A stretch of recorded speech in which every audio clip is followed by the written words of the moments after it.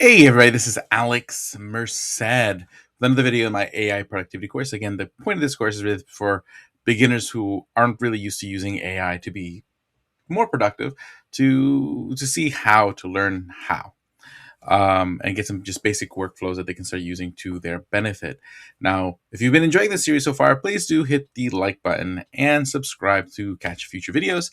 Now, in this video, I want to talk about more like in the previous video, we talked about how to use the AI for writing. So essentially, we did a couple things. We developed our writing guide. So we were able to work with the AI by giving it samples of our writing to develop a writing style guide that we then turned into a document that we can then attach to future chats, okay, to write a blog or something like that.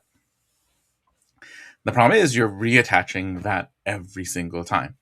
So the question is like, if you know you're going to be doing some sort of activity quite a bit, is there a way to create a situation where you don't have to reattach all these things over and over again because you know you're going to reuse them? Okay, just a good productivity principle of don't repeat yourself. If you find yourself repeating an activity in a fairly consistent way, okay, in code we say don't repeat yourself, but in general it goes for anything. Anytime you find yourself doing something repetitious, is something that can probably be automated or sort of abstracted away. Okay, really, you want to spend your time doing the things that are novel and abstracting away the rest. Okay, that's essentially the fundamental idea behind being more productive. Okay, not having to repeat yourself. Okay, so each of these different sort of like AI tools have different sort of approaches to this problem. Okay, so first I'll go with ChatGPT. So in ChatGPT, you have GPTs, which are just kind of like basically you take a basically you're customizing the chat experience. That to be confused with projects. Projects really for the most part are just folders. Okay, they're just folders for you to organize your chats in ChatGPT, so that way you can group together similar chats in a similar area for easy discovery and easy usage. Okay, or just a place to sort of create themed chats. Well, a GPT is a essentially you're saying, hey, I'm going to start a new chat, but I want to start a new chat that already has a certain understanding of what I'm planning to get into. Okay, so in order to create a GPT, you want to click on Explore GPTs over here on the menu to the right. And then there's a whole ecosystem of GPTs that were created by other people that are made for, other use cases. So whether you're working with like Canva, Expedia, as you can see here, there's a lot of other custom GPTs that you can take advantage of. But you want to create your own for, let's say, again, let's take the example of writing. I can hit Create GPTs here. And now this is going to let me to configure my GPT. So we're going to say, hey, my, Alex Merced writer. And again, it's just going to be, say, a GPT for writing in the style of Alex Merced. Okay. And then basically the instructions, what you want to do is just kind of give it some context around what it is. Usually what you want to do is give it a persona. So describe who is this GPT. So that way they have that frame, and then just kind of make sure it understands what tools it has. So I would say, hey, you are a ghostwriter working with Alex Merced to write content in his voice and style. You have access to a writing style guide that explains his writing style. Make sure to always refer to it when writing on his behalf. Okay, so basically gets absorbed by the chatbot the minute I start one of these GPTs. So it's already going to know, okay, I'm going to do that. Okay, and then again, I told it that it's going to have access to my writing style, so that's got to be uploaded to its knowledge base. So these are the things that it kind of just already knows. Okay, so then I'm going to go over here, find that writing style thing. There, now I have attached it. Okay, and then I can customize it with hey, is there a particular model that I want this to use? Okay, we'll say ChatGPT 5.2. I can add a few conversation starters. So here I can pre-make prompts that'll pretty much already be ready for the user to click on. I generally don't use this. This is probably more useful for if you're creating GPTs for like other people who may not know what should be the initial question to ask. And then you can choose sort of what capabilities it has. Okay, so image generation, canvas. There's certain things that you won't be able to use with a custom GPT, like deep research. So generally, the way I would approach that is I would do my research in a separate chat. So do my deep research, collect all my research, and then move all that research into a document. And then when I create a new chat using, in this case, the Alex Merced writer, I can then attach that research and the outline and any other supporting documents I need because I've already pre-curated them in separate instances. Okay. And then once you're done, and then you can also create new actions here. Okay. So if I were to click here, like create new action, okay, this would be for like if you wanted to like connect to Google Cloud or do something outside of ChatGPT, you can sit there and describe sort of how it connects, like basically what the API call looks like. Okay, that I haven't played with much. I usually don't use ChatGPT for those kind of automations. That I'll use more advanced things like Claude Code and anti gravity, which will be covered in later videos. Okay. But yeah, so essentially you would then just save the writer and then it would show up. So you see, I already have writers for me. Like here, I have like AM Tech Author and all these other different writers that are subject matter experts. Because what I'll do is I'll actually not just create a general my voice writer, but I'll actually create writers for different sort of blocks of information. Okay, because I oftentimes write a lot of different content on a very specific topic. So what I'll do is I'll actually not just attach the writing style guide, but all the a lot of research as well, a lot of core knowledge right from the get go. Okay, so that way I always just kind of have a GPT that just kind of not only knows how I write, but knows the content and knows sort of has a lot. And also I do it for like troubleshooting. So for example, like some of these Dremio, like the Dremio Expert GPT I have here, I've given it all of like the Dremio documentation. So if I have quick questions about like how to write a particular SQL statement or something like that, I can just go there and I make sure that it's gonna follow Dremio's SQL syntax. Okay, versus Postgres or some other database. So that's how this is done in ChatGPT. Now let's go through the others. Now DeepSeek does not really have a feature that allows you to kind of create those pre-made that I've seen. Okay, so DeepSeek doesn't have that. Like, so you would just have to attach everything every time. Ernie, let's take a look at Ernie. Again, Ernie, I don't use that much, but I do see there's something called. We see here more. There's a painting feature that looks like it might be fun to play with. You can create projects. Let's see what a project creates. Okay, so these are just gonna be like ChatGPT projects where they're just like folders.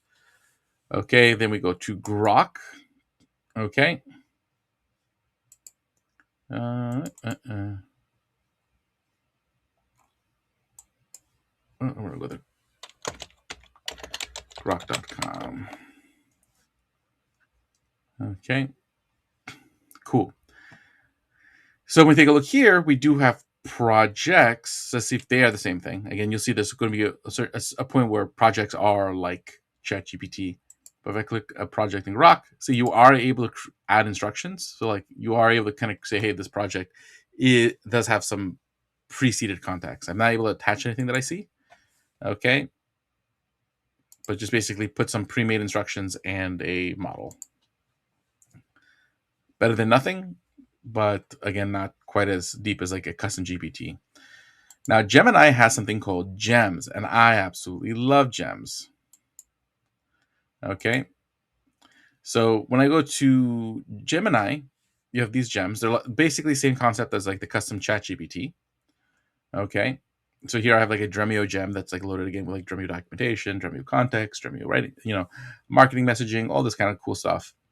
But if I wanted to make my own more gems, and again, there's a whole ecosystem of gems that already exist, I can go over here, try many apps. Okay, that's new. Log into the right account. That's not what I asked it to do. Let me go back to gems here. I think I clicked on the wrong thing. I want to click new gem. Okay, perfect.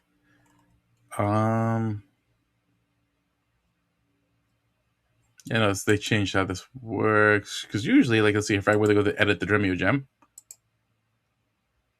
So it would take me to a window like this where I would put the name, the description. Again, I would put in those initial instructions for a gem, and then I would add stuff to the knowledge. Okay, so I can add documents, and then other neat things. You can choose a default tool. So again, Google has some really cool tools. Again, like the images one is like really powerful. Canvas is super powerful for creating documents. Like that's generally what I'm using. This like Dremio Gem 4 to create like presentations, or the start, creating a starting point for a presentation. And it's really powerful for that. I'm probably going to do a whole video just on building presentations. But yeah, it looks like the gem creator is a little bit different. Let's see here. Actually, oh, I see. Okay. They've added a section for like creating a gem from a lab, but this is like the actual normal gem maker here. Okay, I see. Okay, and there you have the normal gem interface. Okay. But then again, you can click on the gem and you have that gem that already has that knowledge. And the really nice thing is, like, I have an Ultra Google account. So you get a couple little extra things I don't think you can currently do in a free Google account. But one of the things I can do is that in the knowledge base, I can actually attach a notebook LM notebook. So again, a notebook LM notebook, I can attach up to 100 sources. So that allows me to attach a lot of knowledge to this pretty quickly, pretty upfront. So I can take all my already pre-curated knowledge bases that I've been creating in Notebook LM and actually attach them, and then take advantage of all the other benefits of the Gemini chat interface. So those are just really powerful features that I really enjoy. I'm definitely liking Gemini more and more every day. Then there's Claude. And then Claude has Cloud projects, okay? And Cloud projects are going to be the equivalent here. I actually have not used the Cloud project before, so let's explore this. Okay, and then so basically here, similar. It looks very similar to how it was in Grok, where it's basically name a project. So it's called like Dremio Expert. What are you trying to retrieve? Create a project. We'll just say Dremio knowledge. Create project, or Dremio knowledge share. You see, that's all the context I give it, because then I would put more context there. But let me just see what happens once I create the project. Okay, so I create the project in Claude, even though it says Dremio export, even though it's supposed to be Dremio expert. So let me edit the details. Dremio expert.